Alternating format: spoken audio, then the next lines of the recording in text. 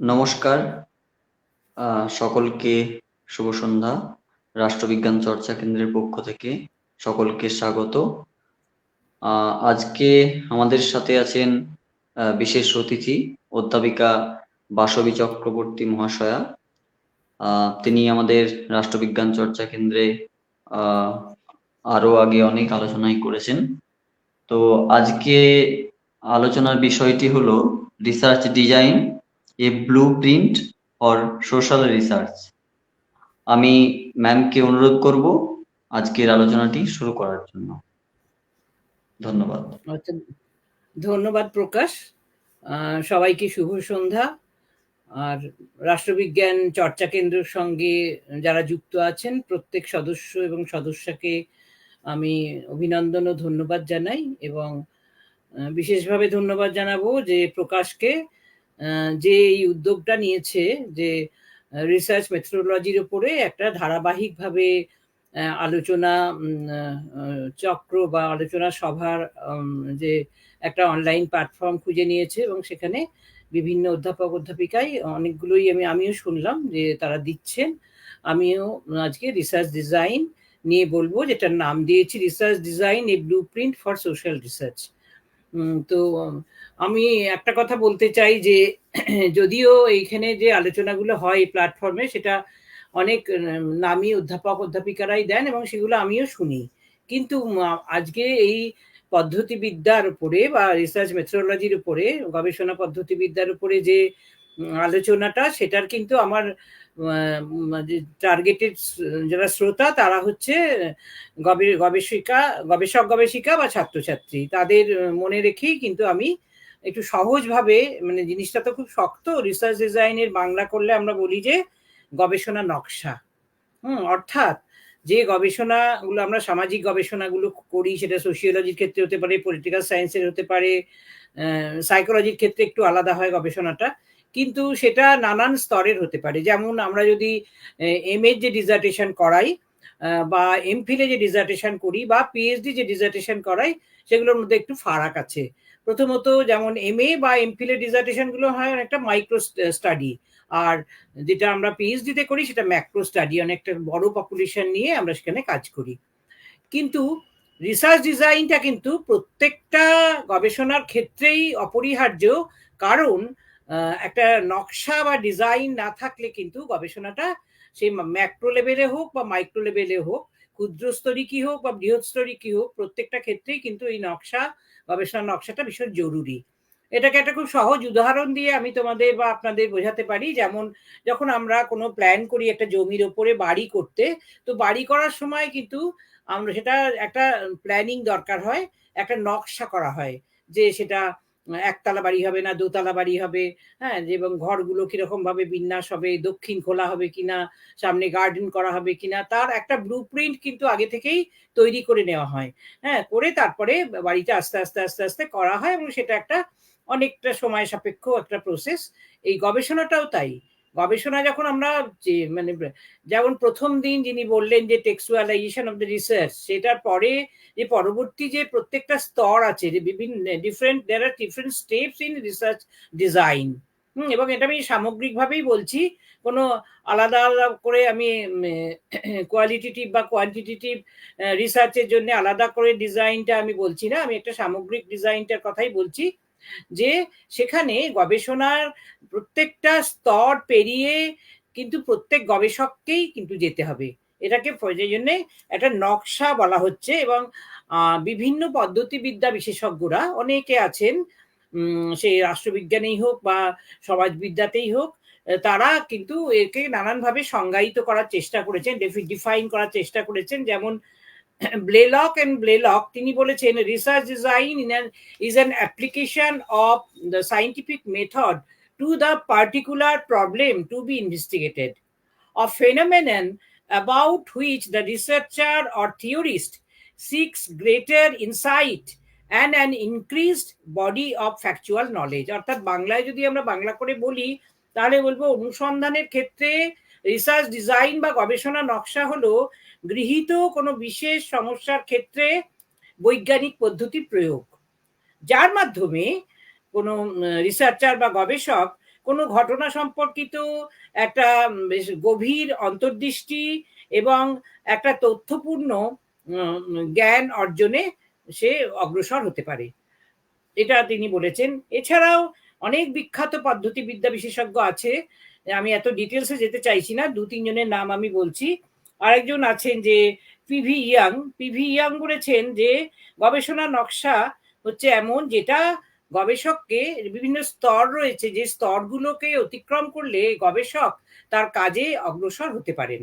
আর বিখ্যাত 2 পদ্ধতিবিদ্যা বিশেষজ্ঞ যার বই আমরা গবেষণা করতে গিয়ে যার বই পড়া অপরিহার্য, নাচমিয়াস, তার মতে গবেষণা নকশা অনুসন্ধান কাজের তথ্য সংগ্রহ, তথ্য বিশ্লেষণ এবং পর্যবেক্ষণ এবং সেগুলোর ব্যাখ্যাকরণ প্রক্রিয়ার একটা আমরা প্রকল্প বা কর্মসূচি বিশেষ, যেটা আমি বললাম যে এর মধ্যে নানান রকম স্তর রয়েছে এবং এই স্তরগুলোকে যখন সাজানো হয় নকশায়, তার জন্য দরকার হচ্ছে একটা প্ল্যানিং বা পরিকল্পনা। হ্যাঁ, সুতরাং মানে যে ধরনের সেই রাষ্ট্রবিজ্ঞানেই হোক বা সমাজবিদ্যার ক্ষেত্রেই হোক বা অন্য সমাজবিজ্ঞানের তো অনেক শাখা আছে, যে কোনো শাখার ক্ষেত্রেই গবেষণা নকশা প্রণয়নের যে কাজটা সেটা নিঃসন্দেহে গুরুত্বপূর্ণ। কারণ এই গবেষণা নকশা না থাকলে একজন গবেষক একটা সুপরিকল্পিতভাবে তার কাজের ক্ষেত্রে, গবেষণার কাজের ক্ষেত্রে তিনি অগ্রসর হতে পারেন না। সুতরাং এটা একটা মনে রাখতে হবে যে নকশাটাকে আমরা এভাবে ভাবতে পারি, যদি এটাকে পাওয়ার পয়েন্টে দেখাতে পারতাম সেটা হয়তো ছাত্রছাত্রীদের পক্ষে অনেকটা কাজের দিত, কিন্তু সেটা আমি করতে পারি না বলে আমি মুখেই বলছি।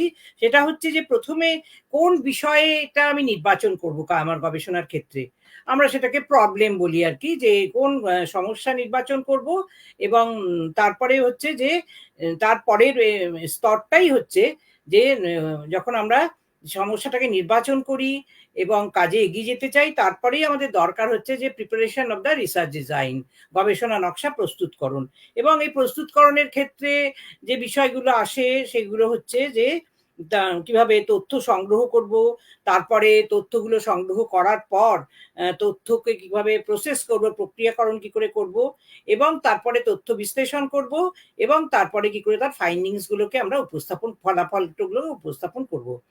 এইটা হচ্ছে একটা রাফলি যে নকশাটার কথা আমি বললাম, সেটা আমি এখানে বলার চেষ্টা করলাম।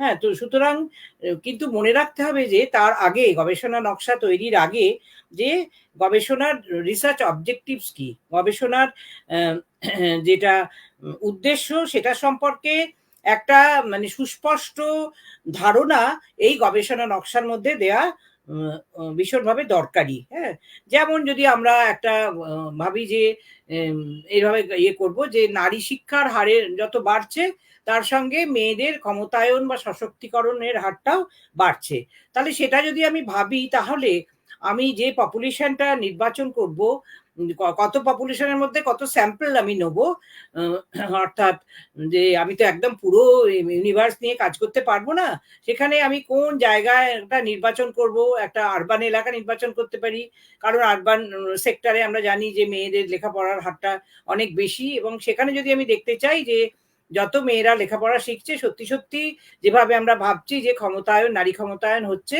সেটা যদি আমরা দেখতে চাই গবেষণার মাধ্যমে, তাহলে সেইভাবে আমাদের কাজে অগ্রসর হতে হবে, যে আমরা সেভাবে স্যাম্পল সাইজ আমাদের করতে হবে, বাঁচতে হবে, এবং সেটা স্যাম্পল সাইজে নির্ভর করে যে কত, যে ইউনিভার্স, যে ইয়েগুলো যতগুলো মহিলাদের আমরা বেছে নেব, তার মধ্যে আমরা স্যাম্পল হিসেবে কতজনকে বাঁচবো আর কি। হ্যাঁ, এবং সেখানে কিভাবে কাজে অগ্রসর হব, আমরা যদি কোনো কর্পোরেশন এলাকায় গিয়ে কাজ করি, তাহলে আমরা কোন কোন ইয়েগুলো ভাবতে পারি, এলাকায় গিয়ে কাজ করব। যদি ভাবি যে কোনো মিউনিসিপ্যাল এলাকায় গিয়ে কাজ করব, তাহলে মিউনিসিপ্যালিটির যে বিভিন্ন যে এলাকাগুলো আছে সেখানে মিউনিসিপ্যালিটি থেকে আমরা সেখান থেকে তথ্য সংগ্রহ করতে পারি, কর্পোরেশন হলে কর্পোরেশন থেকে আমরা তথ্যগুলো সংগ্রহ করতে পারি। তো এইভাবে আমরা একটা মোটামুটি আগে একটা ভেবে নিতে পারি। হ্যাঁ, অর্থাৎ এই যে মাথায় যদি এই ভাবনাটা থাকে যে গবেষণাটায় কিভাবে এগোবো, তাহলে তারপরে আমরা যে কাজটা এর পরবর্তী ক্ষেপে করব সেটা হচ্ছে ফর্মুলেশন অফ হাইপোথেসিস, অর্থাৎ প্রকল্প বা অনুমান গঠন। এটা হচ্ছে যে আমরা একটা অনুমান করে নিয়ে তো গবেষণায় এগোই, কারণ আমাদেরটা তো কিন্তু সমাজ বিজ্ঞান মনে রাখতে হবে। আমরা কোনো ল্যাবে গিয়ে তো সায়েন্সের যারা বিজ্ঞানীদের মতো আমরা তো কাজ করতে পারি না। সুতরাং আমরা যখন মানুষকে নিয়ে কাজ করছি, তা সেখানে একটা অনুমান করে নিতে হবে, এবং সেই অনুমান করার জন্যে যে যে বিষয়টা দরকার, তা উৎস, যে অনুমানের উৎসটা কি, সেটা বিভিন্ন রকম হতে পারে। প্রথমত যেটা হবে যে আমার আগে কোনো রিসার্চার যে কাজ করেছেন, হ্যাঁ, সেই ফাইন্ডিংসটাকে আমি ব্যবহার করতে পারি।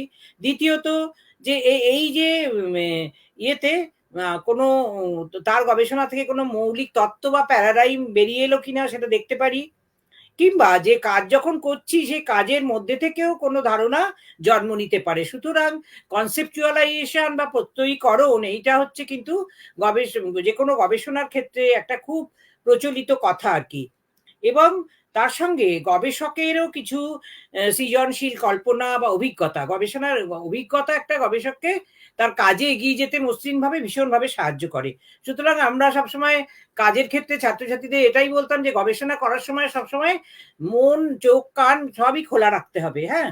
এবং যখন সেই গবেষণাটা করব তখন আর আর অন্য ইয়েগুলো কি বলবো, অন্য কম্পার্টমেন্টাল গুলো বন্ধ করে মাথার শুধু গবেষণার উপরে দৃষ্টিটাকে বা মনের ইয়েটাকে, মানসিকতাটাকে নিবদ্ধ করতে হবে, হ্যাঁ। কিন্তু এই যে অনুমানের কথা বললাম, হাইপোথেসিস বা ইয়ে প্রকল্প বা অনুমান, সেটার উৎস যাই হোক না কেন, যে গবেষণা যিনি করবেন গবেষক, তাকে সুস্পষ্টভাবে সেটা বর্ণনা করতে হবে, এবং যে তার যে গবেষণা থেকে কি কি প্রশ্নের জন্ম নিতে পারে, যেগুলো রিসার্চ কোশ্চেন্স আমরা বলি, সেটাও তার নকশার মধ্যে স্পষ্ট করতে হবে। এর পরবর্তী যে ইয়েটা রয়েছে সেটা হচ্ছে যে রেশনাল ফর দ্য স্টাডি, অর্থাৎ যে গবেষণাটা করছি সেই গবেষণাটা কতটা রেশনালিটি রয়েছে, কতটা যৌক্তিকতা রয়েছে, সেটা ইয়ে করতে হবে। কারণ মনে রাখতে হবে যে কোনো সামাজিক গবেষণার এই যে রেশনাল বা যৌক্তিকতা, সেটা তুলে ধরা গবেষকের অন্যতম প্রধান কাজ। তাই গবেষণা নকশায় প্রত্যেকজন গবেষককেই সেটার উল্লেখ করা ভীষণভাবে প্রয়োজন। এবং সেখানে যে গবেষণাটাকে কি আমি কিভাবে আমি ফ্রেম করব, কিভাবে সাজাবো, সেটারও একটা সুস্পষ্ট উল্লেখ থাকা ভীষণভাবে দরকার। এবং এইগুলো যদি আমি না করি, তাহলে এই রেশনালিটিটাকে কখনোই আমি এস্টাবলিশ করতে পারবো না। এরপরে রয়েছে যেটা, যে তথ্যের উৎস, অর্থাৎ সোর্সেস অফ ডেটা। না, তার আগে আর একটা পয়েন্ট আসতে পারে, যে রিভিউ অফ লিটারেচার। এই যে আমি বললাম না যে আমি যখন প্রকল্প গঠন করব, তখন আমার যেটা দেখতে হবে যে আমার পূর্ববর্তী গবেষক যিনি কাজ করেছেন, ওই আমি যেটা বললাম, হয়তো নারী শিক্ষার হার যত বাড়ছে তাতে কি এটা কি হেল্প করছে মেয়েদের ক্ষমতায়িত হতে, এটার উপরে তো অনেক বছর আগে কেউ একটা কাজ করেছেন, হয়তো 20 বছর আগে। 20 বছর পর নারী শিক্ষার হারটা তো পাল্টে গেছে, এবং মেয়েদের ক্ষমতায়ন নিয়ে এখন খোলাখুলি ভাবে অনেক কথাও বলা হচ্ছে, কারণ সরকার নীতি গ্রহণ করেছে, নানান ধরনের প্রকল্প গঠন করেছেন, হ্যাঁ। মেয়েদের ক্ষমতায়িত করতে গেলে নানান রকম উদ্যোগ নেওয়া হয়েছে কেন্দ্রীয় স্তরে, রাজ্য স্তরে। সুতরাং 20 বছর আগের গবেষণা যে ফলাফল, সেটা আমার 20 বছর বা 25 বছর পরে যেটা গবেষণা করছি তার যে ফলাফল, তার সঙ্গে কখনোই এক হতে পারে না। কিন্তু আমি যখন এই রিভিউ অফ লিটারেচার যখন বলবো, এই পয়েন্টটা উল্লেখ করব, আমাকে কিন্তু ওই যে ওই এই আমি যে বিষয়ে গবেষণা করতে চাইছি, সেই বিষয়ে যিনি গবেষণা করেছেন সেটাকে উল্লেখ করে আমাকে এই এটা দেখাতে হবে যে তার গবেষণার আমার এই এত বছর পরে গবেষণার মধ্যে কোথায় ফারাক আছে, সেটা ইয়ে করতে হবে। কিন্তু যে তিনি যেভাবে গবেষণাটা নির্বাহ করেছেন, সেটা হয়তো আমাকে অনেক ক্ষেত্রে হেল্প করতে পারে। কিংবা নারীদের উপরে অন্য কোনো গবেষণা ক্ষমতায়ন নিয়ে, সেটা শিক্ষার সঙ্গে যুক্ত না করে তার অন্য অন্য ক্ষেত্রের সঙ্গেও যদি হয়তো গবেষণা করে থাকেন, সেটাও হয়তো হতে পারে। অর্থাৎ এই যে রিভিউ অফ লিটারেচার যেটা আমরা বলি, যে পূর্ববর্তী যারা গবেষণা করেছেন সেইগুলোকে ব্যবহার করে আমাকে ফারাকটাকে দেখাতে হবে, যে তিনি কিভাবে কাজটাকে উপস্থাপন করেছেন, আমার কাজটা কিরকম হবে আর কি। এইটা একটা খুব বড় পয়েন্ট একটা গবেষণা নকশার মধ্যে। এছাড়া যখন আমার গবেষণায় আমি অগ্রসর হব, আমাকে যেটা দেখাতে হবে নকশার মধ্যে, যে তথ্যগুলো আমি সংগ্রহ করব, what are the sources of data. Sources of data এটা একটা নিঃসন্দেহে অত্যন্ত গুরুত্বপূর্ণ একটা পয়েন্ট নকশার মধ্যে, গবেষণা নকশায়। কারণ যে তথ্যসমূহ আমি সংগ্রহ করব সেগুলো কোথা থেকে সংগ্রহ করবো? ওই যেমন বললাম, আমি কোনো কর্পোরেশন এলাকায় গিয়ে কাজ করব, না আমি মিউনিসিপ্যালিটি এলাকায় গিয়ে কাজ করব। সেখানে মিউনিসিপ্যালিটি এলাকা হলে আমি বিভিন্ন ওয়ার্ড ধরে ধরে কাজ করতে পারি, সে সম্পর্কে আমি বা কর্পোরেশন হলে আমি সেভাবে কাজ করতে পারি। সেই তথ্যগুলো আমার কর্পোরেশন বা মিউনিসিপ্যালিটিতে গিয়ে জোগাড় করতে হবে। যদি হাউস হোল্ড সার্ভে করি তাহলেও সেখানেও একটা অন্যরকম আমাকে দিতে হবে যে কোন এলাকায় আমি কাজ করছি। সেই প্রত্যেকটা বিষয়ে খুব সুস্পষ্ট একটা ধারণা থাকা দরকার। হ্যাঁ, এবং কোনো আমরা যদি অনেক সময় হচ্ছে যে আমি প্রাইমারি সার্ভে করছি না, অর্থাৎ আমরা প্রাথমিক তথ্য নিয়ে কাজ করছি না, সেকেন্ডারি সোর্সের উপর কাজ করছি। সেন্সাস ডেটার উপর কাজ করতে পারি, এনএসএসও ডেটা কাজ করতে, কোন তথ্য আমি ব্যবহার করছি। কিংবা অনেক ক্ষেত্রেই দেখা যায় যে আমি দুটোই ব্যবহার করছি। হ্যাঁ, অর্থাৎ কিছু আমি করছি যে প্রাইমারি সার্ভে করছি ফেস টু ফেস ইন্টারভিউ এর মাধ্যমে, আর কিছু জায়গায় আমি এই সেকেন্ডারি ডেটা ব্যবহার করছি। দুটো তথ্য থেকেই আমি করতে পারি আর কি, তো তথ্যই আমি ব্যবহার করতে পারি। কিন্তু যেটাই আমি ব্যবহার করি না কেন, কিন্তু তার উল্লেখটা আমার নকশার মধ্যে থাকা দরকার, রিসার্চ ডিজাইনের মধ্যে থাকা দরকার। পরের যেটা পয়েন্ট হবে সেটা হচ্ছে তথ্য সংগ্রহ পদ্ধতি। হ্যাঁ, যে মেথড অফ ডেটা কালেকশন, কিভাবে আমি তথ্য সংগ্রহ করব।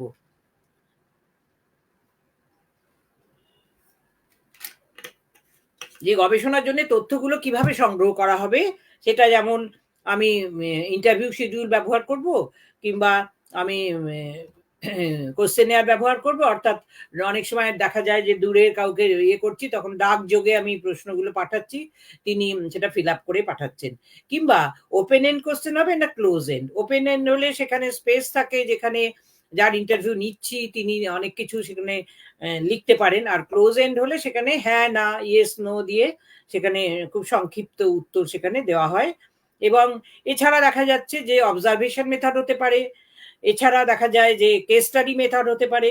কোন পদ্ধতি আমি ব্যবহার করব তার একটা সুস্পষ্ট উল্লেখ কিন্তু আমার রিসার্চ ডিজাইনের মধ্যে ভীষণভাবে থাকা দরকার। আর তার সঙ্গে সঙ্গে যে পদ্ধতি আমি অনুসরণ করব, হ্যাঁ, তা কেন করছি তার সপক্ষেও কিন্তু যুক্তিটা দেখাতে হবে। শুধু আমি করছি বললে হবে না, যে কেন আমি করছি সেটা আমার গবেষণার সঙ্গে কতটা সাযুজ্যপূর্ণ, কতটা সামঞ্জস্যপূর্ণ, সেটাও কিন্তু নকশার মধ্যে তার উল্লেখ থাকতে হবে। আর যদি আমি বললাম যে একাধিক পদ্ধতি যদি ব্যবহার করে থাকি, কেস স্টাডি কিছু করছি স্পেশাল কেসগুলোয়, অন্য ক্ষেত্রে আমি সাক্ষাৎকার পদ্ধতি নিচ্ছি, হ্যাঁ, কিংবা ওই প্রশ্নমালা বা কোশ্চেনিয়ার ব্যবহার করছি, তাহলেও সেখানে যদি একাধিক পদ্ধতি অনুসরণ করি তারও কিন্তু উল্লেখ নকশার মধ্যে থাকা দরকার। এছাড়া যেটা আমি বললাম যে universe or population of the study, অর্থাৎ তথ্য বিশ্ব বা সমগ্রক, হ্যাঁ, যে তথ্য বিশ্ব বা সমগ্রক থেকে তথ্য সংগ্রহ করা হবে সে সম্পর্কেও একটা পরিষ্কার একটা ধারণা আমার গবেষণা নকশার মধ্যে দেওয়া দরকার। কারণ যেখানে সমগ্রক থেকে যে তথ্য নেওয়া হবে, হ্যাঁ, এবং যে নমুনা বাছাই করা হবে, এবং যে নমুনাটা আমি নিচ্ছি কেন নিচ্ছি, সেটা আমার গবেষণার সঙ্গে কতটা সেটা কোপ করছে তারও একটা সুস্পষ্ট বর্ণনা আমার নকশার মধ্যে থাকতে হবে।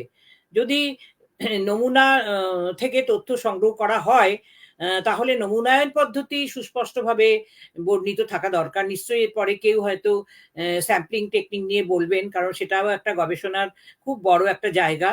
সেটা নিয়ে যিনি বলবেন তখন তার কাছ থেকে আরো সুস্পষ্ট একটা রূপরেখা পাওয়া যাবে। কিন্তু আমি শুধু আজকে এটাই বলছি যে যখন নমুনা থেকে তথ্য সংগ্রহ করা হচ্ছে, যে নমুনাকে আমি বেছে নিচ্ছি, তাহলে নমুনায়ন পদ্ধতি, যে কোন ধরনের স্যাম্পলিং টেকনিক আমি ব্যবহার করছি সেই সম্পর্কেও কিন্তু আমার একটা ধারণা দেয়া ভীষণভাবে দরকার। এবং কেন ওই স্যাম্পলিং টেকনিকটা আমি বেছে নিলাম সেটা সম্পর্কেও একটা উল্লেখ আমার রিসার্চ ডিজাইনের মধ্যে থাকতে হবে।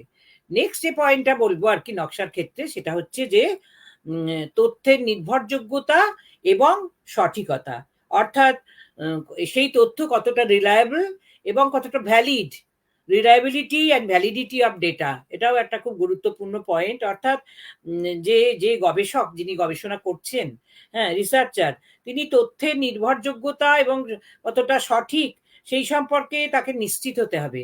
অর্থাৎ যে ডেটা নিয়ে আমি কাজ করছি সেই ডেটাটা যদি ভ্যালিড না হয়, তাহলে আমার গবেষণা কখনোই ঠিক পথে চলতে পারে না, সেটা আমাকে ভুল দিশা নির্দেশ করবে। সুতরাং সেখানে নির্ভরযোগ্যতা ও সঠিকতা সেটা নিশ্চিত করতে হবে। এবং কিভাবে সেটা করা হবে, কিভাবে আমি নির্বাহ করব গবেষণা নকশায়, তার উল্লেখ থাকা ভীষণভাবেই বাঞ্ছনীয়।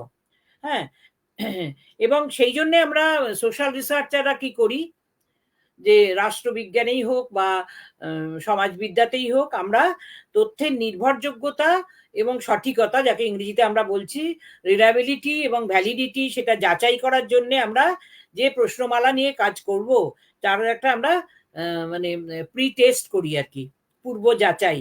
হ্যাঁ, একটা ধারণা নিয়ে নিই, বা একটা পাইলট সার্ভে করে নিই। আগে যে জায়গায় গিয়ে করব তার একটা পাইলট সার্ভে করে সেখানটা দেখে নিই, যে লোকদের নিয়ে কাজ করব সেটার সঙ্গে আমরা একটু আগে থেকে তার জ্ঞান নিয়ে আসি। হ্যাঁ, এবং অনেক সময় প্রশ্নমালা তৈরি করার আগে, আমি যখন ছাত্রীদের ডিসার্টেশন করাতাম, প্রশ্নমালা তৈরির আগে আমি বলতাম যে যে জায়গায় গিয়ে করবে তাদের সঙ্গে মিট করো, এবং কখনোই তুমি ডিসক্লোজ করবে না যে তুমি কোন বিষয় নিয়ে রিসার্চ করার জন্য তাদের এখানে এসছো। তাহলে তোমার তাদের সঙ্গে মিট করার পর তুমি যদি প্রশ্নমালাটা করো, তাহলে এটা তোমাকে ইট উইল হেল্প ইউ। সুতরাং প্রশ্নমালার একটা পূর্ব যাচাই তথ্য সংগ্রহের আগে যদি করা হয়, তাহলে সেটা অনেক বেশি একটা ভ্যালিড হতে পারে।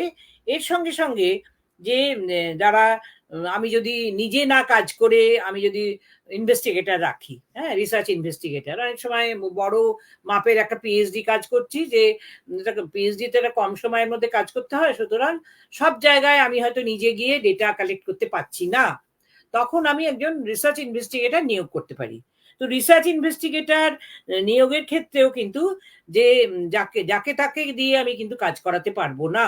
তাহলে দেখা যাবে যে সে যদি সেই ব্যাপারে ট্রেন্ড না হয়, তার যদি পূর্ব ধারণা না থাকে, তাহলে কিন্তু ভালো করে সে কাজটা নির্বাহ করতে পারবে না। সুতরাং তাদের একটা টু সাম এক্সটেন্ট একটা প্রশিক্ষণ বা ট্রেনিং দিতে হবে, এবং সেই কাজটা করার ক্ষেত্রে শুধু টাকা পাওয়ার জন্য সে কাজটা করছে না, তার একটা মোটিভেশন আছে, সেটা নিয়ে আমি কাজ করতে পারি। আমি যেমন যখন রিসার্চ সেন্টারে ছিলাম, আমি এরকম দুজন ইনভেস্টিগেটর রেখেছিলাম, যে যারা আমার সঙ্গেও যেতেন, আবার যখন আমি যেদিনকে যেতে পারতাম না সেখানে তারা কাজ করতেন, এবং তার কাজ দেখেই আমি দুটো তিনটে ক্ষেত্রে কাজ দেখে দেখেছি যে না, কাজটা আমার সঙ্গে যখন সে যাচ্ছে, কাজটা করতে করতে তার নিজের একটা ইন্টারেস্ট ক্রিয়েট হচ্ছে। যে বিভিন্ন মুসলিম অধ্যুষিত এলাকায় যারা মহিলারা আছে, যারা ঘরে বসে বিড়ি তৈরি করেন, বিড়ি বাঁধেন, হ্যাঁ, সে তাদের উপরে আমি একটা সার্ভে করেছিলাম বিভিন্ন এলাকায়, যে ইয়েতে রাজাবাজার, তারপরে মেটিয়া বুরুজ, খিদিরপুর, এবং তার সঙ্গে সঙ্গে আমি একটা চাইল্ড লেবারেরও কাজ করেছিলাম, কারণ গার্ল চাইল্ড, যে যারা তাদের এই কাজের ক্ষেত্রে মাকে সাহায্য করছে। যারা তারা পড়াশোনা করে না, তারা বাড়িতে মানে ইয়েতে ডোমেস্টিক কোর্সের ক্ষেত্রে মাকে হেল্প করছে, আবার বিড়ি বাঁধার ক্ষেত্রেও মাকে হেল্প করছে। তো তাদের উপরেও একটা কাজ করেছিলাম। এবং প্রথমে একটা ওই যে বললাম পাইলট সার্ভে করে যখন কোশ্চেনএয়ার তৈরি করলাম, তারপরে যখন কাজ করতে গেলাম ইনভেস্টিগেটরকে নিয়ে, সেও আমার সঙ্গে সঙ্গে নানান জায়গায় ঘুরলো, ঘুরে দেখা গেল আমার থেকে তার ইন্টারেস্টটা সত্যি সত্যিই বেশি হয়ে গেল, কারণ একটা নতুন জিনিসকে সে জানছে। ছেলেটি এমনিতে জার্নালিস্ট ছিল, মানে লিখতো ফ্রিল্যান্স। তো তারপরে দেখা গেল যে আমি না যেতেও আমি কিন্তু কোশ্চেনএয়ার যখন তার ওই ইন্টারভিউ শিডিউল গুলোকে যাচাই করছি, দেখছি যে না, সেগুলো কিন্তু জল মেশানো না, সবগুলো কিন্তু একরকম আসছে না। অনেকে কিন্তু দেখা যায় যে সার্ভে না না গিয়ে স্পটে নিজে নিজে ফিল আপ করে দেয়, তাহলে দেখবে যে কোনো ভেরিয়েশন আসবে না। কিন্তু যখন দেখছি প্রত্যেকটা ইন্টারভিউ শিডিউল যেখানে একজন নাম রয়েছেন, এই মুসলিম মহিলার, এবং যে প্রশ্নগুলো আমরা সেখানে করছি, যে কারোর সঙ্গে কারোর উত্তরটা কিন্তু একরকম হচ্ছে না, অর্থাৎ প্রত্যেককে প্রশ্ন করছে, সেই প্রশ্নের সাপেক্ষে সে উত্তর দিচ্ছে, তখন সে সেটা ইন্টারভিউ শিডিউলে পুট করছে।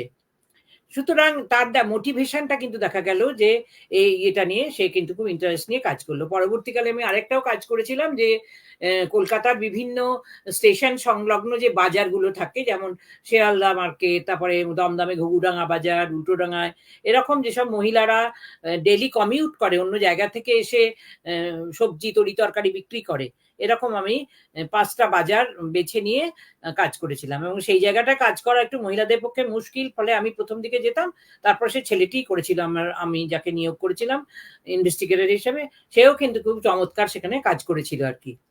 সুতরাং এই যে মোটিভেশন, সে কাজ করতে গিয়ে যে টাকা পাবে ঠিক আছে, যে যাকে আমি নিয়োগ করবো তাকে তো টাকা দেবো, কিন্তু টাকাটাই বড় কথা নয়। সে কিন্তু দেখা যাচ্ছে নিজে গবেষক না হলেও এই গবেষণা কাজে সহায়তা করার জন্য তার একটা ইন্টারেস্ট গ্রো করছে, হ্যাঁ, সে মোটিভেটেড হচ্ছে হয়ে কিন্তু কাজটা করছে।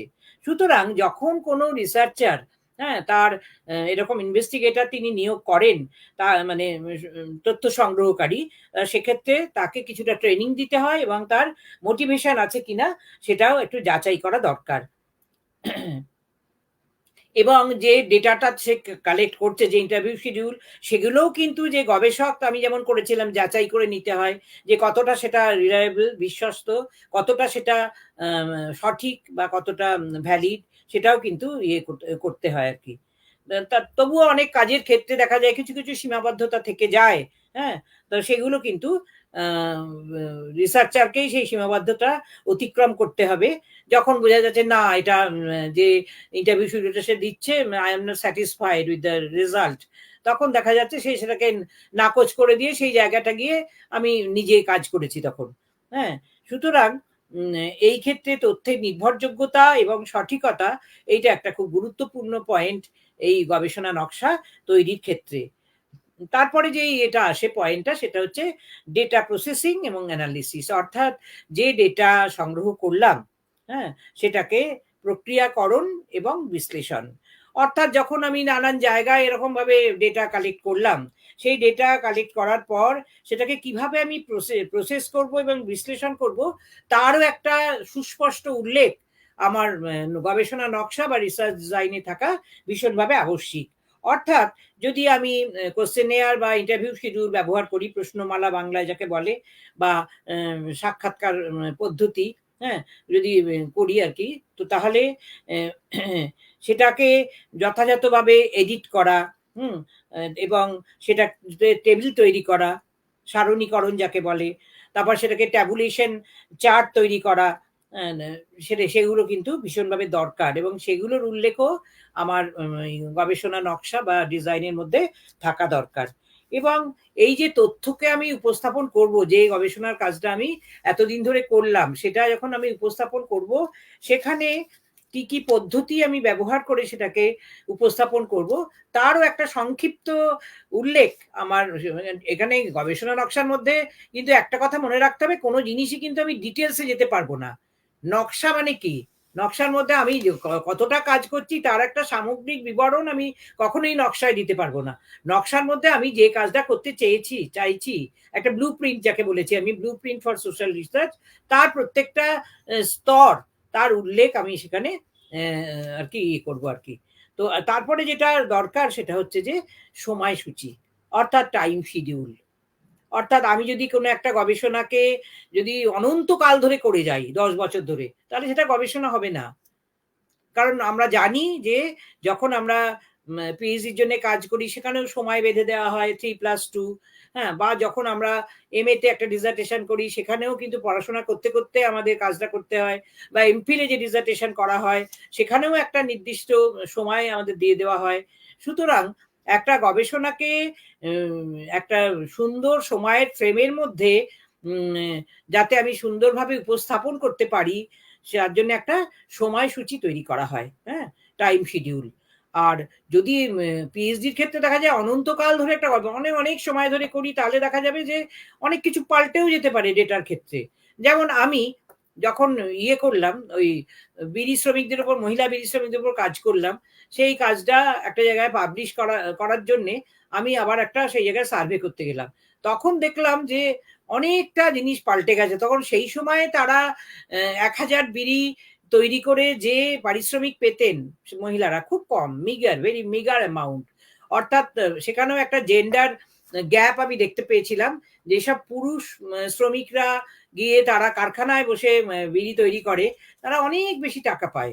আর মেয়েরা যারা বাড়িতে বসে তৈরি করছেন বিড়ি, তারা অনেক কম টাকা পান প্রতি তখন আমি যখন করেছিলাম 2002 সালে, ওরা 20 টাকা 1000 বিড়ি তৈরি করে বোধহয় 20 না 30 টাকা পেত।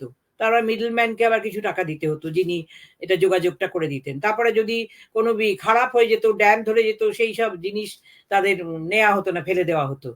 তারপরে আমি যখন অনেক পরে লেখাটাকে প্রকাশ করার জন্য দেখলাম এগুলো নিশ্চয়ই পাল্টে যাবে, আমি অনেক পরে যখন আবার এরকম সার্ভে করতে গেলাম, তখন দেখলাম সেটা বেড়ে 50-60 টাকা হয়ে গেছে। সুতরাং আমি যদি ওই গবেষণালব্ধ যে ফলাফল সেটাই যদি পাবলিশ করতাম যে তারা 1000 বিড়ি তৈরি করে 20 টাকা পাচ্ছে, তাহলে এই তথ্যটা তো ঠিক নয়। সুতরাং অনেক কাল পরে যদি গবেষণাটা নিয়ে আবার এটাকে আমি ঘষা মাজা করি, তাহলে দেখবো অনেক কিছু কিন্তু পাল্টে গেছে। তারপরে তখন ওয়েস্ট বেঙ্গল গভর্নমেন্ট এইরকম যারা হাউস হোল্ড লেবার, তাদের জন্য ইয়ে আইডেন্টিটি কার্ড তৈরি করেছেন। সেটাও অবশ্য তখনকার দিনে, তখনকার সময়ে যারা ঘরে বসে বিড়ি তৈরি করতেন তারা জানতেন না, কারণ তাদের কাজটাকে যে বলা হয়, যে মেরিয়া মিস একটা কাজ বলেছিলেন যে মহিলাদের সম্পর্কে, যে মেয়েদের যে কাজটা সেটাকে শ্যাডো ওয়ার্ক বলা হয়, ছায়া কর্ম বলা হয়, কাজ বলে স্বীকৃতি দেওয়া হয় না, বা বলা হয় যে এক্সটেন্ডেড হাউস হোল্ড ওয়ার্ক। অর্থাৎ তারা বাড়িতে বাচ্চাকে দেখাশোনার ফাঁকে ফাঁকে, রান্না করার ফাঁকে বা অন্য কাজ করার সঙ্গে সঙ্গে যখনই সময় পাচ্ছে তারা বিড়ি তৈরি করছে।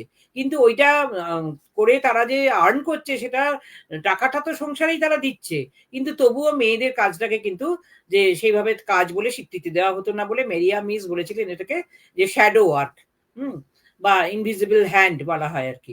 যাই হোক, সেটা অন্য আলোচনা। কিন্তু আমি যেটা বলতে চাই, তাহলে গবেষণাটা একটা অনন্তকাল ধরে করা যায় না, তার জন্য একটা টাইম শিডিউল তৈরি করাটা ভীষণভাবে দরকার। হ্যাঁ, এবং এতে গবেষণা সম্পাদনের যে বিভিন্ন পর্যায়গুলো থাকে, সেই কোন পর্যায়ে আমি কোনটা করব, কখন আমি কোনটা করব, তার একটা তালিকা তৈরি করতে হয়।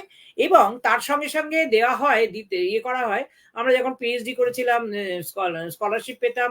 সেই স্কলারশিপ যখন হতো, মানে 3 বছর পর আবার 2 বছরের স্কলারশিপ দেওয়া হতো, তখন আমাকে বলে দেওয়া হতো, মানে একটা ফর্ম ফিল আপ করতে হতো। তার মধ্যে আমাদের সময়, সেটা অনেক আগে, তো দেওয়া হতো যে এই কত সময়ের মধ্যে তুমি কি কি কাজ করতে চাও, তোমার what is your plan of work, সেগুলো দিতে হতো।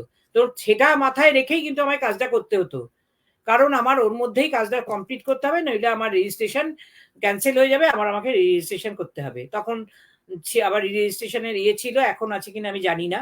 সুতরাং এই যে সময় ফ্রেমটা, এটা কিন্তু খুব ইম্পর্টেন্ট।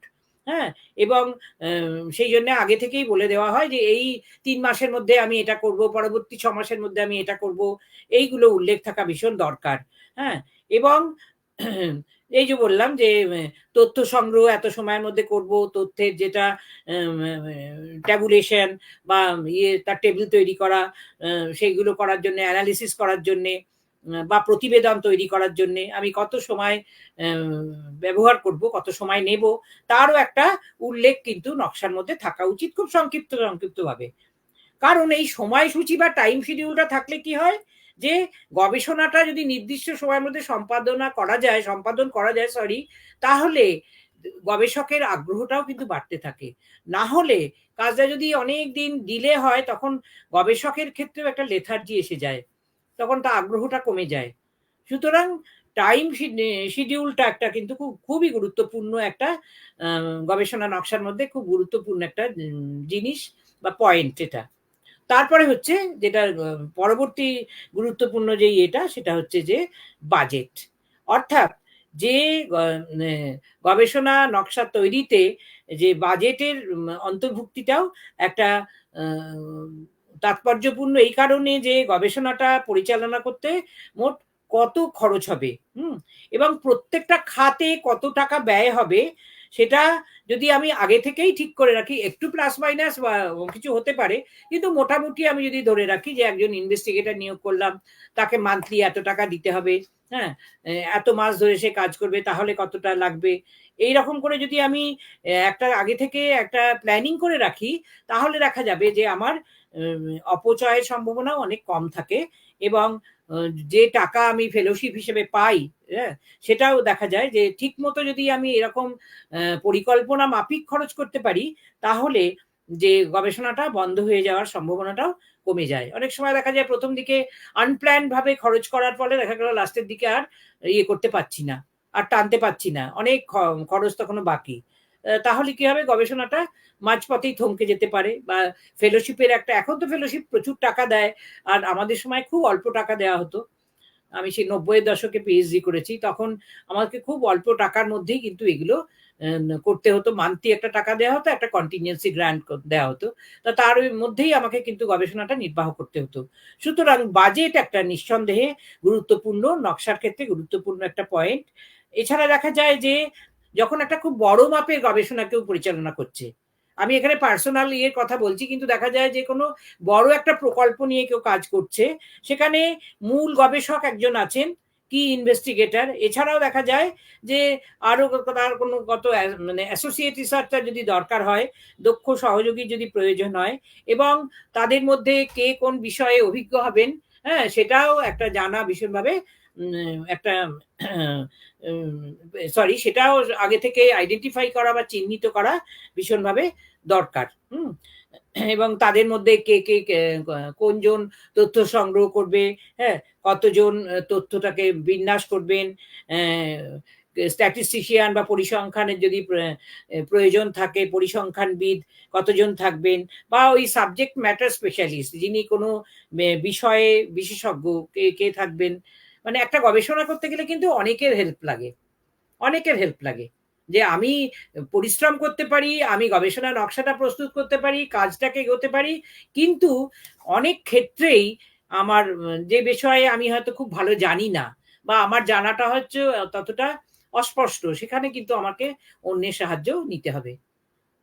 অন্যের সাহায্য না নিলে কিন্তু, মনে করো আমি একটা দেশ ভাগের উপরে কাজ করছি, পার্টিশন, তাহলে সেখানে আমাকে কি করতে হবে, দেশ ভাগ নিয়ে এর আগে যারা কাজ করেছেন, হ্যাঁ, ৪৭-এর পরে দেশভাগ, তারপরে ১৯৭১-এ বাংলাদেশের মুক্তিযুদ্ধের পরে এপার বাংলায় অনেকে চলে এসছেন, এসব নিয়ে যারা কাজ করেছেন তাদের প্রচুর অভিজ্ঞতা আছে। দরকার হলে আমার তাদের কাছে যেতে হবে, এবং সেক্ষেত্রে আমি তাদের ইন্টারভিউ নিতে পারি, হ্যাঁ, কারণ সেক্ষেত্রে আমার নলেজটা যেহেতু সীমাবদ্ধ, তাদের পরামর্শ, তাদের সাজেশন এখানে আমাকে খুবভাবে কাজে দেবে।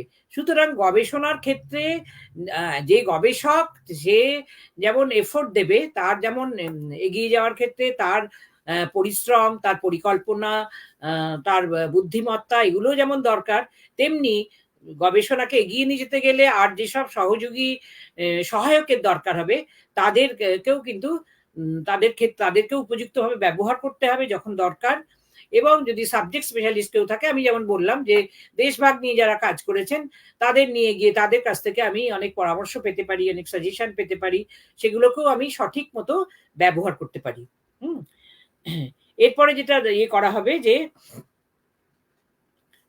বাজেটের পরে, তারপরে আমি এই যে তথ্য বিশ্লেষণ যখন করছি, সেইগুলোকে আমি কোন পদ্ধতি অবলম্বন করব, কিভাবে সেটা আমি উপস্থাপন করব, সেটা যেমন দরকার, তার সঙ্গে সঙ্গে আমার যেটা দরকার যে আমি কোন পরিসংখ্যান ব্যবহার করব। যদি আমি পরিসংখ্যান ব্যবহার করতে চাই, কিভাবে আমি সেটা তুলে ধরবো সেখানে, হ্যাঁ, সেই ফাইন্ডিংসটা আমি কিভাবে তুলে ধরবো। এবং সেখানেও দেখা যায় যে অনেক সময় যদি সে তার এক্সপার্টাইজ না থাকে পরিসংখ্যানের ক্ষেত্রে, সেখানে অন্যের কারোর পরামর্শ বা সাহায্য নেওয়া যেতে পারে। বা যখন আমরা এই সারণী বা টেবিল তৈরি করছি, সেখানেও আমি অন্যের সাহায্য নিতে পারি। যেভাবেই হোক একটা সুন্দরভাবে কাজটাকে পরিবেশন করা গবেষণার, সেটা একটা বড় একটা উদ্দেশ্য গবেষণার, এবং নকশার মধ্যে সেটাও উল্লেখ করা দরকার।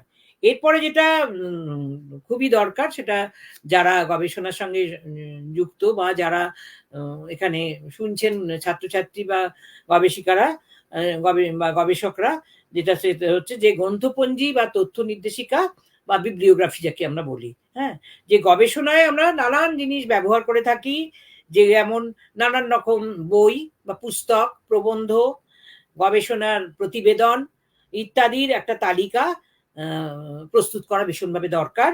এবং এই তালিকাকেই আমরা বিব্লিওগ্রাফি বা গ্রন্থপঞ্জি বলি, হ্যাঁ।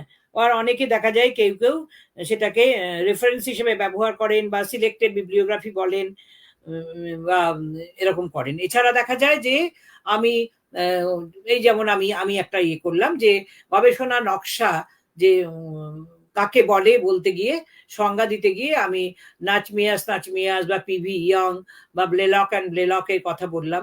তা সেখানে ফুটনোট হিসেবে আমি সেখানে ইয়ে করতে পারি যে কার উদ্ধৃতি আমি ব্যবহার করছি। এইগুলোও কিন্তু একটা গবেষণায় ভীষণভাবে দরকারি জিনিস। যে নকশার মধ্যে অবশ্য এগুলোর থাকা দরকার নেই, কিন্তু নকশায় যেটা লিখতে হবে যে তথ্য নির্দেশিকা বা গ্রন্থপঞ্জি, এটার উল্লেখ থাকা ভীষণভাবে দরকার।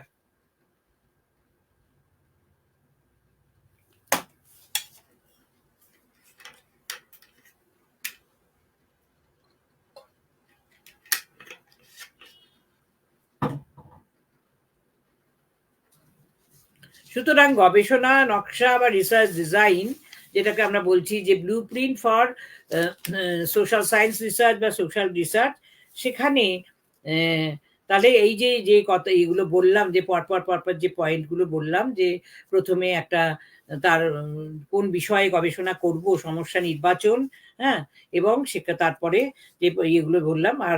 আর একটা ইয়ে হচ্ছে যে যে প্রত্যয়গুলো আমরা এখানে ব্যবহার করছি সেই প্রত্যয়ের একটা কার্যকরী সংজ্ঞাও কিন্তু ইয়ে করতে হবে। যেমন আমি যদি কোনো ভূমিহীন চাষিদের উপরে কোনো কাজ করি বা কোনো শিশু অপরাধীর ওপর কাজ করছি, হ্যাঁ, এখন আমি তো নানান বিষয়ে নানানজন গবেষণা করে থাকেন, বা কোনো ড্রাগ অ্যাডিক্ট পার্সনের উপর ইয়ে করতে পারি। সুতরাং সেখানে যে ইয়ে করা করছি সেখানে আমাকে পরিষ্কার একটা ধারণাকে কি বলবো, একটা ক্লিয়ার ডিফিনিশন ধারণা দেওয়া দরকার যে আমি ভূমিহীন বলতে কাদের বুঝিয়েছি, কিংবা যারা ড্রাগ অ্যাডিক্ট, হ্যাঁ, বা যদি ডেলিনকোয়েন্ট চাইল্ড যদি হয় তাহলে ডেলিনকোয়েন্ট চাইল্ড বলতে কাদের বোঝাই, যে যারা দুষ্কৃতিমূলক আচরণ করে অল্প বয়সে, সেই রকম এইরকম এটাকে বলা হয় যে operational definition of the concepts. যে গবেষণায় যে কনসেপ্টটা ব্যবহার করছি সেখানে একটা অপারেশনাল ডেফিনেশন আমাকে দিতে হবে। সুতরাং তাহলে এখানে স্টেজগুলো যেগুলো নিয়ে আমরা বললাম আরেকবার আমরা বলি, যে গবেষণার উদ্দেশ্যকে বলা, এবং তারপরে আমরা যেটা বললাম যে একটা প্রকল্প বা হাইপোথেসিস নির্মাণ, অর্থাৎ কোন ইয়েটা আমি ধারণা করছি এবং সেই ধারণা অনুসারে আমি কিভাবে এগোবো। তারপরে রেশনাল ফর দ্য স্টাডি, অর্থাৎ যে গবেষণা করছি সেটা কতটা যুক্তিযুক্ত, সেটাও একটা পয়েন্ট।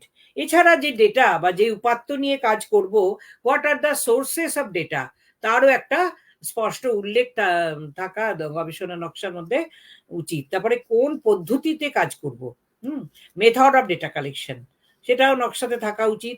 কিংবা তারপরে থাকা উচিত যে ইউনিভার্স আর পপুলেশন অফ দ্য স্টাডি, যে সমগ্রক থেকে আমি ইয়ে করছি এবং যে সমগ্রক থেকে আমি স্যাম্পলিং কে নিচ্ছি, হ্যাঁ, যে স্যাম্পলিং এর বাংলাটা এই মুহূর্তে আমার মনে আসছে না, যে নিচ্ছি আমি সেইটারও একটা, এবং কিভাবে নিচ্ছি, what is the sampling technique. There are so many types of sampling techniques, আমার কাজের সঙ্গে যেটা সাযুজ্যপূর্ণ আমি সেটাই আর কি নেবো আর কি। তো তারপরে যেটা হচ্ছে যে validity and reliability of data, যে উপাত্তটা নিচ্ছি সেটা কতটা সঠিক এবং কতটা বিশ্বস্ত বা নির্ভরযোগ্য, সেটাও নকশার মধ্যে থাকা উচিত। এবং তারপরে যেটা বলতে হবে যে তথ্যগুলোকে সংগ্রহ করলাম এরকম ভাবে নানান কোন পদ্ধতি অবলম্বন করে, তার একটা প্রসেসিং, প্রক্রিয়াকরণ এবং বিশ্লেষণ, ডেটা প্রসেসিং অ্যান্ড অ্যানালিসিস, এটাও একটা খুব গুরুত্বপূর্ণ এখানে পয়েন্টটা নকশার মধ্যে থাকা উচিত। তাছাড়া যেটা বললাম যে টাইম শিডিউল, যে সময়সূচির মধ্যে আমাকে কাজটা করতে হবে তারও একটা উল্লেখ নকশার মধ্যে থাকা উচিত। এরপরে যেটা গুরুত্বপূর্ণ ইয়ে বললাম সেটা হচ্ছে বাজেট, অর্থাৎ গবেষণা তৈরিতে কতটা টাকা পয়সা খরচ হবে, যদি আমি তথ্য সংগ্রহকারী রাখি তাকে কতটা টাকা দিতে হবে, কোন খাতে আমি কি ব্যয় করব, তার একটা পরিকল্পনা আগে থেকেই ভেবে নেওয়া উচিত এবং সেটাকে এক্সিকিউট করা উচিত। এছাড়া যেটা বললাম যে তোমার তার আগে যেটা বলেছি রিভিউ অফ লিটারেচার, যে সরি আমি এটা মিস করে গেলাম, যে আমার আগে যারা পূর্ববর্তী গবেষক এই ব্যাপার নিয়ে যারা কাজ করেছেন, হ্যাঁ, সেক্ষেত্রে মনে করো ড্রাগ অ্যাডিক্ট ইয়ের উপরে অ্যাডাল্টদের উপর সে কাজ করছে, তরুণদের উপরে। তো সেখানে 90-এর দশকে সে একটা খুব বড় কাজ করেছে। হ্যাঁ, তো সেই কাজটা আমি নিশ্চয়ই দেখব। কিন্তু আমি যখন 2023 বা 24-এ সেই কাজটা করতে যাচ্ছি, দেখবো এখন সিনারিওটা অনেক বেশি পাল্টে গেছে। আর্থ সামাজিক পরিস্থিতিটা অনেকটা পাল্টে গেছে। আমাদের সমাজ গবেষণায়, হ্যাঁ, সমাজ বিজ্ঞানের গবেষণায় সবসময় দেখা যাচ্ছে যে সমাজবিজ্ঞান, সে রাষ্ট্রবিজ্ঞানী হোক বা সমাজবিদ্যাই হোক, সেটা ভীষণভাবে ডায়নামিক। সুতরাং পরিস্থিতি, পরিবেশ যে পরিবর্তন হচ্ছে, তার প্রেক্ষাপটেই কিন্তু আমার গবেষণাটাকে সাজাতে হবে আর কি। হ্যাঁ, যে অ্যাসিড অ্যাটাক সার্ভাইভারদের উপর যদি কাজ করতে চাই, 90-এর দশকে 80-র দশকে যখন দেখা গেছিল যে এরকম ধরনের কাজ হতো, খুব হতো তখন, তারপর মাঝখানে দেখা গেছিল এই ধরনের অ্যাসিড অ্যাটাকের মতো একটা বাজে বিষয়, এটা সেইটা একটা খুব মানে এটা কি বলবো, একটা সামাজিক ব্যাধি। হ্যাঁ, সেটা কিন্তু যে সোশ্যাল প্যাথোলজি, সেটা কিন্তু খুব অনেকটা কমে গিয়েছিল। আবার দেখা যাচ্ছে যে বর্তমান দশকে সেটা খুব বেশি বেড়েছে। তো সেখানে আমি যদি সেইগুলো দেখতে চাই, তাহলে যে কেন সেটার বাড়লো, তার আর্থসামাজিক কারণগুলো আমাকে অনুসন্ধান করতে হবে। এবং সেক্ষেত্রে আমি যখন অ্যাসিড অ্যাটাক সার্ভাইভারদের ফেস টু ফেস ইন্টারভিউ নেবো, তখন আমাকে দেখতে হবে যে আমরা তখন যদি দেখতে চাই, দেখবো যে সবাই কিন্তু একই কারণে ভিক্টিমাইজড হয়নি। যাদের উপর অ্যাসিড অ্যাটাক করা হয়েছে, বিভিন্ন কারণে তাদের হয়েছে। এবং খুব অদ্ভুতভাবে এখন দেখা যায়, এটা নিয়ে একটা সেমিনারে গিয়ে দেখেছিলাম যে যারা অ্যাসিড অ্যাটাক সার্ভাইভার, মহিলারা ম্যাক্সিমাম, যদি 70% মহিলা হয়, 30% পুরুষ। এটা আমার কোনোদিন ধারণায় ছিল না যে পুরুষরাও অ্যাসিড অ্যাটাকের ভিকটিম হয়েছে। এটা আমার একদমই ধারণা ছিল না। তখন তাদের জিজ্ঞেস করলাম, তারা বললো যে মূলত নিজস্ব কোনো বিবাদের কারণে তারা ইয়ে হয়েছে, বা সম্পত্তি, মানে হয়তো দেখা যাচ্ছে একটা বড় সম্পত্তি, সেও হচ্ছে তার অংশীদার, তাকে সে সেটা দাবি করেছে বলে তাকে, সে যখন ঘুমোচ্ছিল তাকে জানলা দিয়ে তার মুখের উপরে অ্যাসিড মেরে চলে গেছে। সুতরাং এইটা কিন্তু আমরা 80-র দশক বা 90-এর দশকে যে গবেষণা হয়েছিল, তখন দেখা গেছিল মূলত মেয়েদের উপরেই অ্যাসিড অ্যাটাকটা নেমে আসে, কিন্তু এখন দেখা যাচ্ছে পুরুষরাও এর ভিকটিম। তাহলে এটাই তো বলছি যে আর্থসামাজিক পরিস্থিতি যখন চেঞ্জিং, তখন আমি সেই পরিপ্রেক্ষিতে কিন্তু আমার কাজটাকে আমাকে সাজাতে হবে, কাজটাকে আমাকে দেখতে হবে। সুতরাং ওই গতে বাধা আগে যে আমায় করেছেন যেরকম, ওইভাবে যদি আমি এগোই, তাহলে কিন্তু আমার হবে না।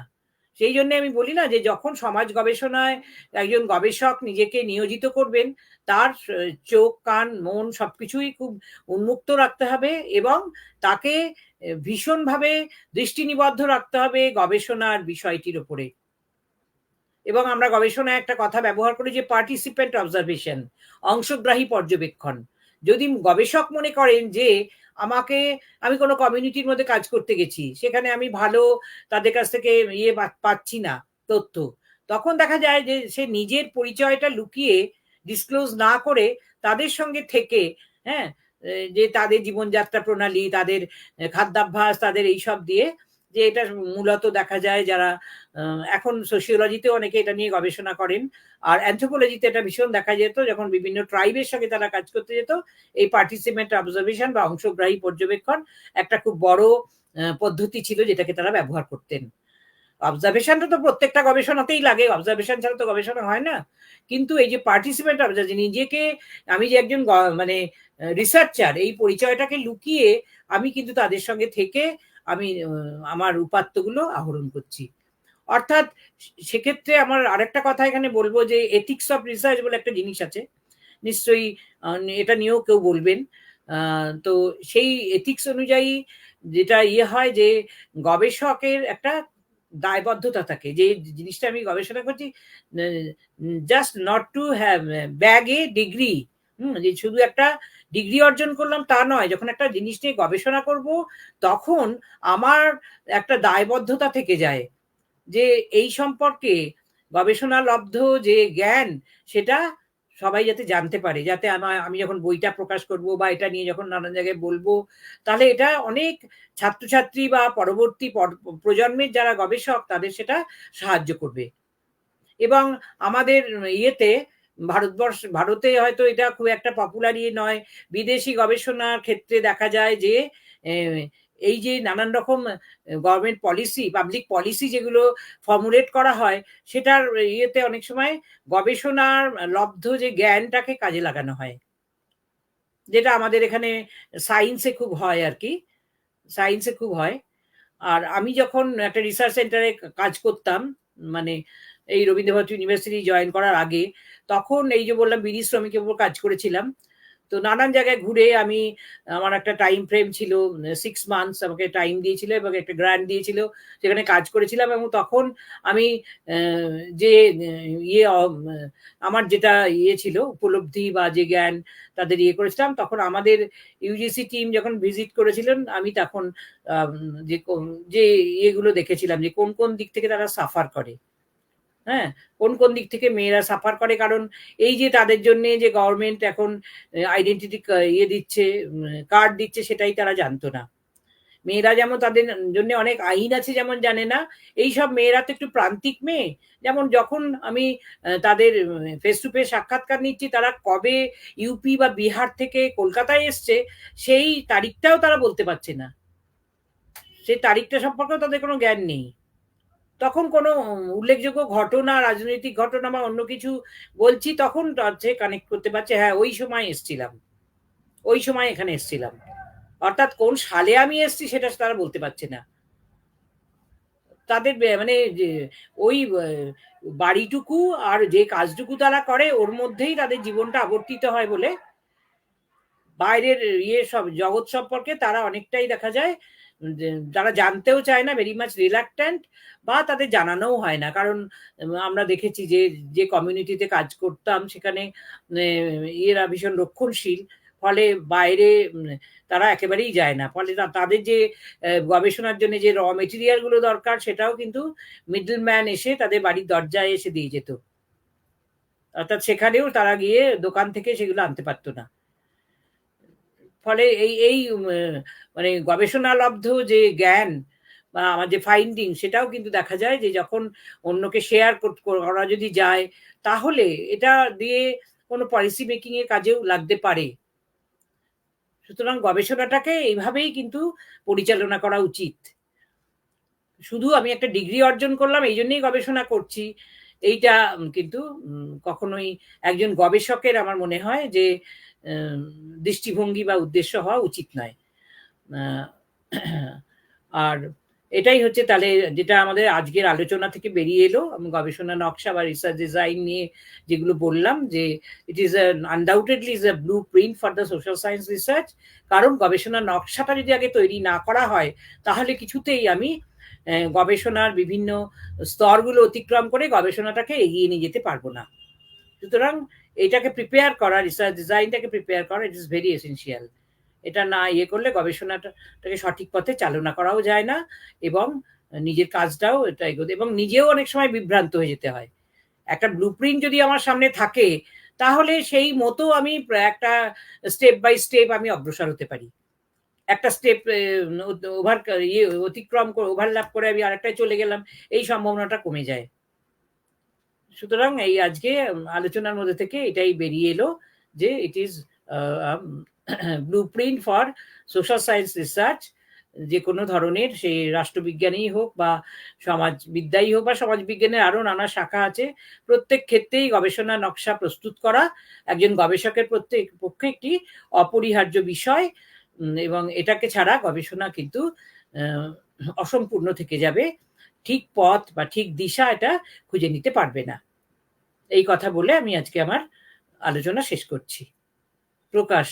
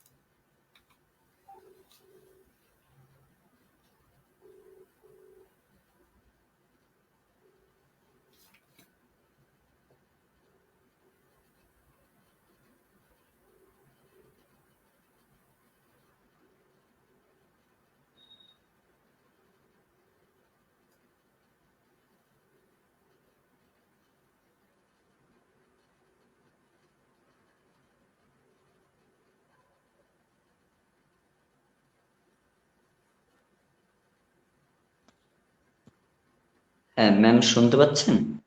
হ্যাঁ হ্যাঁ, শুনতে পাচ্ছি। আমার শেষ হয়ে গেছে বলা, তাই আমি তোমাকে খুঁজছিলাম। আচ্ছা আচ্ছা, থ্যাংক ইউ ম্যাম। আচ্ছা, আহ, একজন প্রশ্ন করেছে হ্যাঁ বলো। যে গবেষণা নকশায় ব্লু প্রিন্ট কি?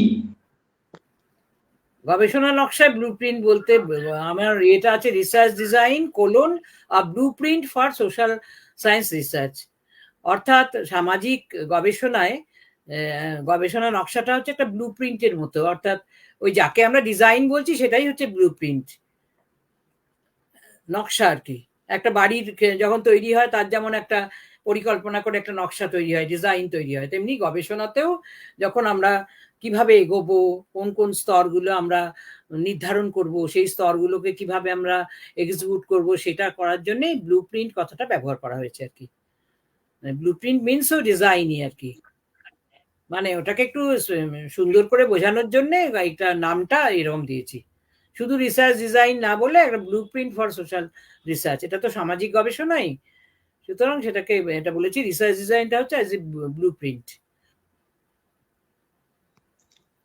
আচ্ছা আচ্ছা ম্যাম, আমার একটা প্রশ্ন আছে। হ্যাঁ বলো। যে আমরা এখন দেখতে পাই যে মানে বিভিন্ন রিসার্চ স্কলার যারা তারা বিভিন্ন টপিকের উপর রিসার্চ করে, কিন্তু হুম। অনেক রিসার্চ স্কলার আছে যে তারা ঠিকঠাক টপিক মানে চুজ করতে পারে না। সেক্ষেত্রে পরবর্তী সময়ে তাদের রিসার্চটা আটকে যায়, মানে ঠিকঠাক কমপ্লিট করতে পারে না। তো সেক্ষেত্রে তাদের মানে কি করা উচিত, মানে কিভাবে না টপিক সেটা তো চুজ করবে? দেখো, রিসার্চ যখন ইয়ে করা হয় সেটা তো তার সুপারভাইজার বা গাইড, তার সঙ্গে তো তার একটা আলোচনা করা দরকার। হ্যাঁ, সুতরাং সব এটা তাকে হয়তো বলা হলো তুমি কোনটা তোমার এরিয়া অফ রিসার্চ যেটা, সেটা দিয়ে তুমি কতগুলো শিরোনাম দাও, নাম দাও, সে হয়তো দিল, তার মধ্যে থেকে হয়তো সুপারভাইজার বা গাইড একটা বেছে দেন। সুতরাং সেটা তো দুজনের মধ্যে আলোচনা করেই সেটা নির্ধারণ করা হয়। সুতরাং সেটা তার একার কিন্তু কথা নয়, ইয়ে হয় না, তাকে কিন্তু এটাকে আর কেন সে এটা করছে সেটাও কিন্তু, কেন সে এটা বেছে নিল সেটাও তাকে জাস্টিফাই করতে হয়। ওই জন্য রেশনাল ফর দ্য স্টাডি, এই যে কথাটা বললাম না ডিজাইনের মধ্যে রাখতে হয়, যে কেন আমি এই অনেক তো বিষয় আছে তার মধ্যে আমি কেন অ্যাসিড অ্যাটাক সার্ভাইভার্সদের সোশিও ইকোনমিক প্রবলেমসটা বেছে নিলাম, বা যারা ডেলিনকোয়েন্ট চাইল্ড তাদের রিহ্যাবিলিটেশন এর উপর যদি কাজ করতে চাই সেটা বেছে নিলাম। তো কেন আমি বেছে নিলাম সেই কারণটাও কিন্তু আমাকে এস্টাবলিশ করতে হবে। সুতরাং এটা তো শুধু তার ব্যাপার নয়, আমাকে ইয়ে করতে হয় যে যে তারকে গাইড করে, যার সুপারভাইজার, তিনিও এখানে একটা বড় ভূমিকা পালন করেন। এমনই একটা টপিক তাকে নিশ্চয়ই বেছে দেবেন যেটা হয়তো তাকে একটা ভবিষ্যতে ভালো দিশা দেখাতে পারে, বা তার যে পড়াশোনার যে এটার যে এখন প্রত্যেকের ইন্টারেস্ট তো ইয়ে থাকে না, তার যে স্পেশালাইজেশন, কেউ যদি জেন্ডার নিয়ে কাজ করে তাহলে সে জেন্ডারের সাপেক্ষে কোনো কাজ বেছে নিতে পারে, কিংবা রাষ্ট্রবিজ্ঞানে যে পাবলিক অ্যাডমিনিস্ট্রেশনে তার যদি স্পেশালাইজেশন থাকে তাহলে পাবলিক পলিসির উপরে কোনো কাজ করতে পারে। হুম, কিংবা তোমার ইন্টারন্যাশনাল রিলেশনস নিয়ে যার স্পেশালাইজেশন থাকছে, স্পেশাল পেপার, তাহলে সেখানে সে আন্তর্জাতিক সম্পর্ক থেকে কোনো কিছু বেছে নিয়ে কাজ করতে পারে। বা কালচারাল স্টাডিজ, যেখানে স্পেশাল পেপার রয়েছে সেখানে কালচারাল স্টাডিজ থেকে কোনো বেছে নিতে পারে। বা আমাদের সোশিওলজিতে আছে যে sociology of crime and deviance, সেখানে সে ক্রিমিনোলজি থেকে কোনো একটা বিষয় বেছে নিতে পারে। যেখানে জেন্ডার সোশিওলজিক্যাল স্পেশালাইজেশন, তাহলে জেন্ডার থেকে বিষয় বেছে নিতে পারে। কিন্তু সবসময় বিষয়টা এমন হওয়া দরকার আমার মনে হয় যেটা, সেটা হচ্ছে যে যেটা যে এখন যে বাইরের যে বিশ্ব বা যে সমস্যাগুলোর মধ্যে দিয়ে আমরা চলেছি, যে কাজটা যদি সেখানে কোনো রকম ভাবে তার সঙ্গে সাযুজ্যপূর্ণ বা সামঞ্জস্যপূর্ণ হলে এটা ভালো হয় আর কি। হুম, খুব একটা কেতাবি কাজ না হয়, সেটার যদি একটা প্র্যাকটিক্যাল ওরিয়েন্টেশন থাকে, এখনকার সমস্যার সঙ্গে সেটা যদি সামঞ্জস্য রেখে চলে, তাহলে সেটা ভালো হয়, বিশেষ করে সোশ্যাল সায়েন্স রিসার্চের ক্ষেত্রে। আমি ফিলোসফি বা সাইকোলজি এই বিষয়গুলো নিয়ে বলতে পারবো না, কিন্তু রাষ্ট্রবিজ্ঞান বা সমাজ বিদ্যা এগুলোর ক্ষেত্রে কিন্তু, যেহেতু এগুলো খুব ডায়নামিক সাবজেক্ট, আমি বলছি সময়ের সঙ্গে সঙ্গে এটার মধ্যে অনেক রকম পরিবর্তন আসে। হুম, আচ্ছা ম্যাম, আমরা এখন দেখি যে বিভিন্ন জায়গায় যে ইন্ডিপেন্ডেন্ট রিসার্চ স্কলার, তো এদের কি কোন রকম গাইড লাগে, না এরা নিজেদের মতো করে রিসার্চ করে, বা এদের রিসার্চে কোনো কাজে আসে, মানে এটা যদি একটু বলতে। না, এটা সাধারণত বিশ্ববিদ্যালয়ে যে কাজগুলো হয় সেখানে ইন্ডিপেন্ডেন্ট রিসার্চ করার হয় না। সেখানে তো জানো যে কেউ যদি স্কলারশিপ পেয়ে কাজ করে সেখানেও তার সুপারভাইজার দরকার। আর যারা হয়তো এমনি কাজ করছে উইদাউট স্কলারশিপ, তাদেরও কিন্তু সুপারভাইজার দরকার। বিশ্ববিদ্যালয়ের যে স্ট্রাকচার তার মধ্যে কিন্তু ইন্ডিপেন্ডেন্ট ভাবে কাজ করা যায় না। কিন্তু এই কথাটা ব্যবহার হয়, মনে করো কোনো সুপারভাইজারের আন্ডারে সে দীর্ঘদিন কাজ করেছে, করার পর হয়তো সুপারভাইজার এক্সপায়ার করে গেছেন হঠাৎ, তখন দেখা যায় যে বাকি কাজটা সে ইন্ডিপেন্ডেন্ট রিসার্চ করার হয়ে সে হয়তো শেষ করলো, কিন্তু প্রথম থেকে সে কাজটা কিন্তু কারুর আন্ডারেই করেছে। কিন্তু শেষ পর্যন্ত যখন সে থিসিস জমা দেওয়ার আগে তার কোনো কারণে তিনি হঠাৎ করে মারা গেলেন, তখন তাকে ইন্ডিপেন্ডেন্ট স্কলার হিসেবে সে জমা দিতে পারে, কিন্তু তাও কারুর আন্ডারে তাকে কাজটা জমা দিতে হবে, মানে বিশ্ববিদ্যালয়ের নিয়ম অনুসারে। আর ইন্ডিপেন্ডেন্ট রিসার্চার, এটা তুমি দেখতে পাও যে বিভিন্ন ধরনের টেনজিওতে যারা কাজ করে তাদের ওখানে এই ধরনের একটা কোনো স্ট্রাকচার নেই যে সেখানে কোনো সুপারভাইজারের আন্ডারে কাজ করতে হবে।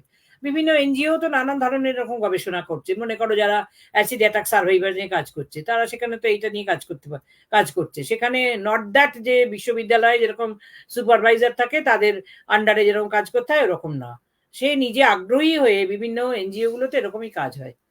চাইল্ড হেলথ বা মাদার হেলথ এরকম নিয়ে তারা কাজ করছে। আমারই একটি ছাত্রী সিনিতে খুব বড় পোস্টে এখন কাজ করে, সে তো এরকম ওদের যেগুলো প্রজেক্ট আসে মাদার্স হেলথ বা চাইল্ড হেলথ এরকম নিয়ে কাজ করছে।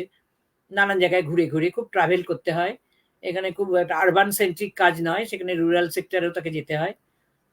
গবেষণা করতে গেলে এই মুক্ত মনটা থাকা দরকার। আমি এই কলকাতায় থেকেই কলকাতা থেকে বেছে নেবো, এর উপরেই কাজ করব, সেটা কিন্তু হয় না অনেক সময়।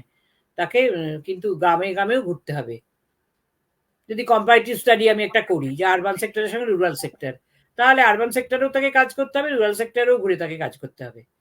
আর ইউনিভার্সিটি সিস্টেমের মধ্যে কিন্তু ইন্ডিপেন্ডেন্ট রিসার্চার হয় না, যারা অন্য ক্ষেত্রে কাজ করেন। বিভিন্ন ধরনের রিসার্চ ইনস্টিটিউট আছে, এনজিও আছে, সেখানেও গবেষণা হয়, সেখানে ইন্ডিপেন্ডেন্ট রিসার্চার আমরা দেখতে পাই, যে তার কোনো সুপারভাইজারের আন্ডারে করতেই হবে এরকম কোনো বাধ্যবাধকতা সেখানে থাকে না।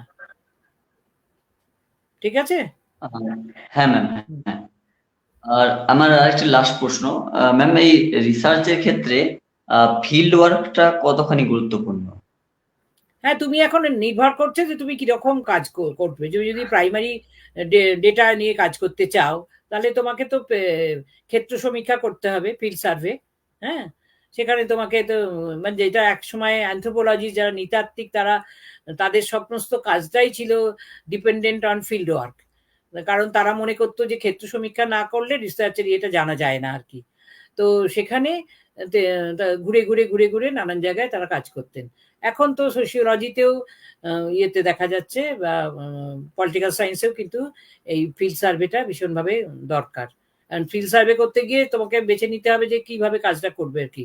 ফেস টু ফেস ইন্টারভিউ যদি করতে চাও তাহলে তোমাকে ইন্টারভিউ শিডিউল তৈরি করতে হবে, এবং সেখানে যাদের তুমি স্যাম্পল হিসেবে বাঁচবে তাদের মুখোমুখি সাক্ষাৎকার নিতে পারো, সেখানে পার্টিসিপেন্ট অবজারভেশন হতে পারে, সেখানেও নানান রকম পদ্ধতি আছে আর কি।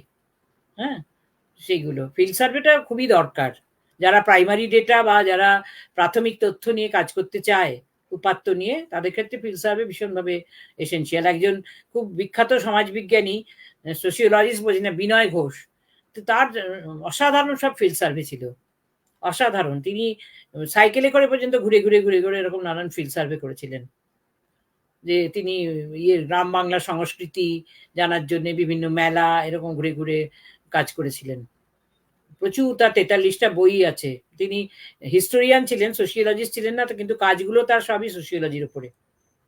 কারণ ফিল্ড সার্ভে না করলে কিন্তু গবেষণার আসল মুখটা দেখা যায় না, তাই না? তুমি যদি গ্রাম বাংলার মেলা বা পার্বণের উপর কাজ করতে চাও, তাহলে তুমি এর উপর প্রচুর বই আছে, যদি এখন বই পড়ো তুমি অনেক জ্ঞান আহরণ করবে, কিন্তু তুমি যদি ওই মেলার মাঠে ঘুরে ঘুরে ঘুরে ঘুরে বিভিন্ন মানুষের সাক্ষাৎকার নাও, যারা ওখানে জিনিসপত্র বিক্রি করে, নানা রকম খেলা দেখাচ্ছে, এই করছে, গান করছে, নানা নৃত্য প্রদর্শন করছে, তাদের যদি সাক্ষাৎকারটা নাও, তাহলে গ্রাম বাংলার সংস্কৃতির যে রিয়াল সিনারিও সেটা তুমি বুঝতে পারবে আর কি।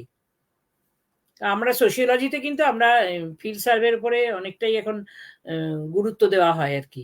হ্যাঁ, কারণ সোশিওলজিস্টরা তো ভীষণভাবে প্রাইমারি ডেটা ইয়ে করে, যে অন্যে কাজ করে গেছেন অনেকে সেগুলো নিয়ে, বা যেমন ইকোনমিস্টরা করেন যে সেন্সাস ডেটা বা এনএসএস ইয়ে ডেটা নিয়ে, তো আমরা খুব একটা কাজ করি না।